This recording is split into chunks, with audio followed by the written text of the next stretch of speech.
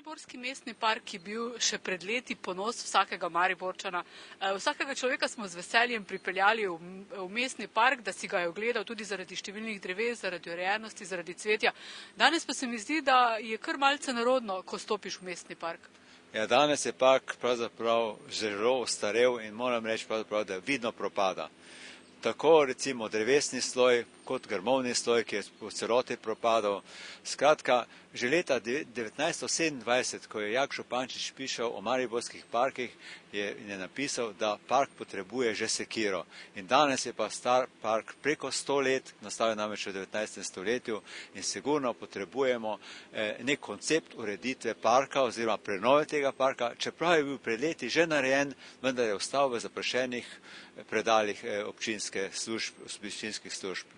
Skratka, park vidno propada pred našimi očmi. Včasih je bil res ponos Maribora, na newyorški televiziji je bil v 80 letih proglašen za najlepši park v Evropi.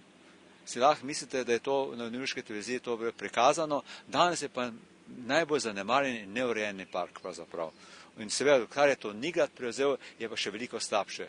Namreč Nigrad je pravzaprav organizacija, gradbena organizacija za nizke gradnje, to ni Florina, ki se cela leta in leta ukvarja s tem parkom. Kaj bi bilo po vaše treba narediti? Ja, sigurno bo treba, prvo moramo dobiti takoj en koncept prenove tega mestnega parka. Se pravi, nekdo mora narediti koncept, čeprav je bil že pred leti narejen, in seveda potem postopoma obnavljati ta vegetacijski sloj. Koliko pa je v Mariboru sicer strokovnjakov, ki bi lahko pri tem sodelovali? Jaz mislim, da v Mariboru imamo danes kar precej krajinskih arhitektov, ki so sposobni to narediti. Seveda se moramo pa tudi Mariborčani zavedati, da je park pa potem se tudi malo prenovljen, tudi v takem drugačnem smislu, kot je danes. Mogoče bo kakšne novitete v njemu, kaj podobnega. Možno je pa seveda narediti takšnega, kot je bil prej prvotno izgledal. Se pravi, da se drevo podere in se isto drevo potem zasadi na novo. Ali pa grmovnice recimo. Grmovnice so sploh propadle v celem parku, jih je treba popolnoma zamenjati in seveda zamenjati tako, da je čim bolj racionalno vzdrževanje. Če pogledamo, recimo tudi klopi so uničene, veliko je vandalizma, pa ni mogoče bojazen, da bi se to ponavljalo tudi, če bi bil park urejen?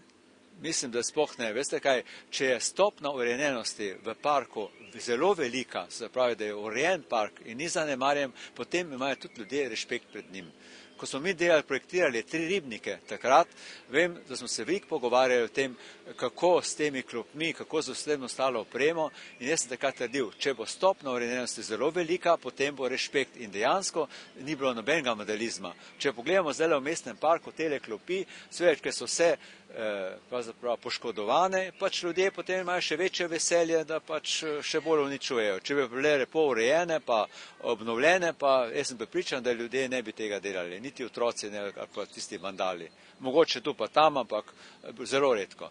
Pa vendarle, lansko leto je bil prvi ribnik tu v parku obnovljen in urejen. Ja, prvi ribnik je obnovljen, to je pravzaprav edina svetla točka pravzaprav tega prenove okrog mestnega parka, vendar problematične so saditve okrog ribnika, zelo neracionalne, tudi te hišice, vprašanje, če bojo tam kakšne živali sploh gnezdile noter. Skratka, ta del je bil obnovljen, hvala Bogu, vsaj to se je naredilo. Danes je dan zemlje in po Mariboru bolj recimo tako mladi kot malo starejši čistijo in urejajo kot sicer. Ja, sigurno, če je dan zemlje, da pač to mladino, ki se jo danes, ko jo vidimo, tako pobirajo te smeti, sigurno bo imeli boljši odnos do zelenja, če bojo pravzaprav že kot mladi se vzgajali v tem smislu. In potem tudi bojo imeli večji respekt pred nekimi stvarmi, da ne bojo uničevali. Pa je recimo takšna vzgoja tudi rešitev za park? To sigurno, da je taka vzgoja rešitev za park. Če bomo mlade navadimo.